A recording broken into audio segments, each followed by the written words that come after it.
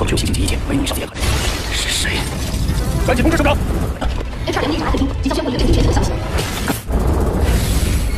他来了。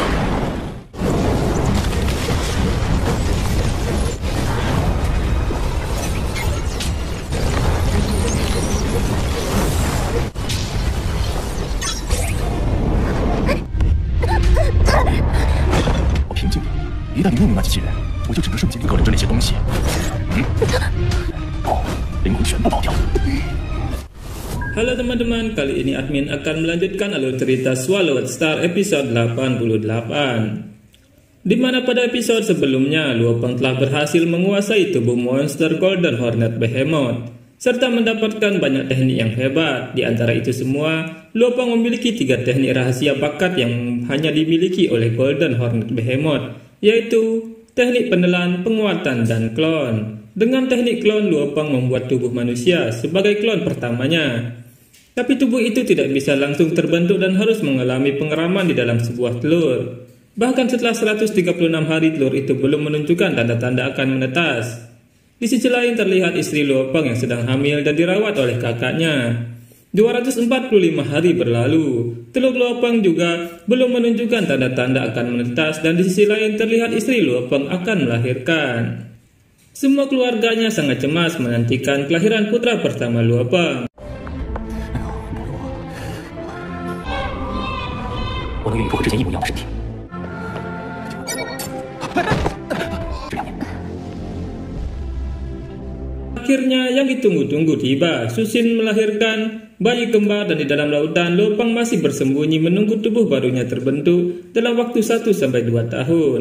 Untuk mengobati rasa rindu Luopeng, Babata selalu mengawasi keluarganya dan memberitahu Luopeng tentang kelahiran anaknya. Akhirnya setelah 1 tahun telur Luopeng menetas, dan di sisi lain terlihat Susin sedang meniduri anaknya. Tapi tiba-tiba saja semua benda di dalam rumahnya terangkat, dan itu tentu saja ulah dari master mental. Susin yang menyadari itu segera pergi keluar, dan dia melihat keluarganya sedang tidak sadarkan diri. 罗夫人，不必慌张，他们只是睡。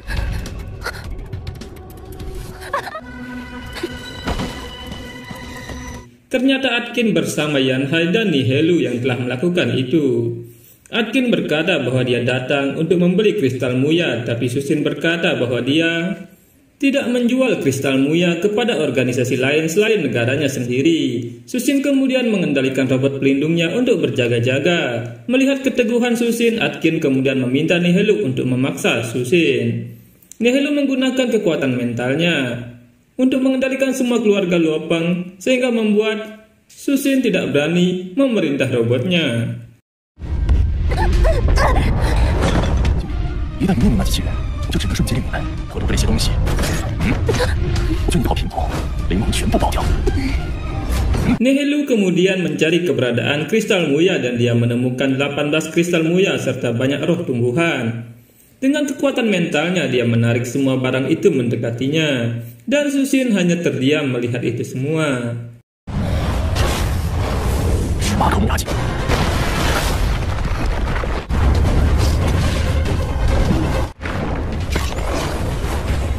Setelah itu, karena takut akan anak Luopeng yang akan mewarisi kemampuan Luopeng sebagai master mental nomor 1, Nihelu berusaha membunuh kedua anak Luopeng. Mengetahui hal itu, Susin mengancam akan menyebar rekaman apa yang terjadi di sana sehingga seluruh dunia akan mengetahui perbuatan mereka bertiga. Susin meminta mereka untuk pergi membawa semua barang itu, tapi jangan melukai keluarganya. Atkin menerima tawaran itu, dan mereka bertiga bersiap untuk pergi dari sana. Tapi di saat terakhir, Atkin memberi tanda kepada Nihelu agar menyerang Susin dengan serangan jiwa.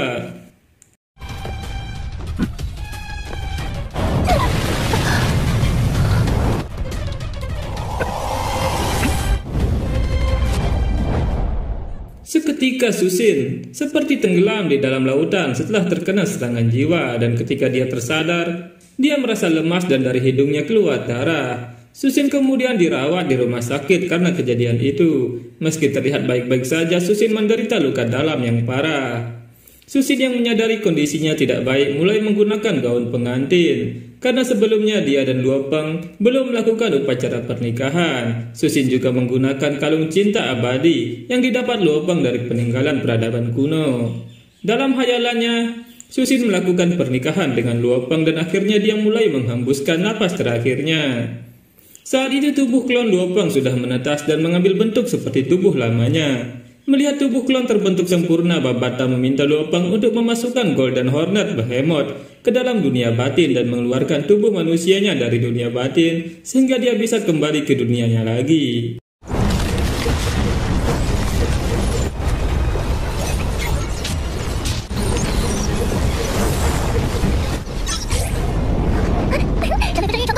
Luo Peng mengikuti instruksi dari Babata dan menukar tubuhnya dengan tubuh manusia. Akhirnya Luo Peng berhasil kembali ke tubuh manusianya lagi. Luo Peng berkata bahwa ketika dia berhasil menguasai tubuh Golden Hornet Behemoth, Pronukleus yang merupakan inti dari Golden Hornet Behemoth sudah menjadi inti miliknya, dan jika Pronukleus tidak dimusnahkan maka dia tidak akan mati. Babata berkata bahwa Pronukleus terhubung dengan dunia batin, dan Golden Hornet Behemoth dalam 1 tahun sudah berevolusi ke level stellar tingkat 3 sehingga energi kosmik metalik yang ada di dunia batin bisa membantu klon manusia, sehingga sekarang kondisi fisik klon manusia Luo Peng telah mencapai tingkat Star Traveler tingkat 3. Tapi karena kemampuan khusus, tubuh yang dibangkitkan adalah tubuh Wajra dengan sifat logam sehingga tingkat kekerasan tubuh klon setara dengan Star Traveler tingkat 4. Dan tubuh itu bisa menampung kekuatan spiritual level Star Traveler tingkat 6. Akhirnya tubuh baru Luo Peng berhasil terbentuk sempurna dengan kekuatan Star Traveler tingkat 6. Luo Peng kemudian memanggil rotan awan miliknya dan rotan itu tumbuh dengan cepat menuju permukaan laut dan Luo Peng keluar dari rotan itu.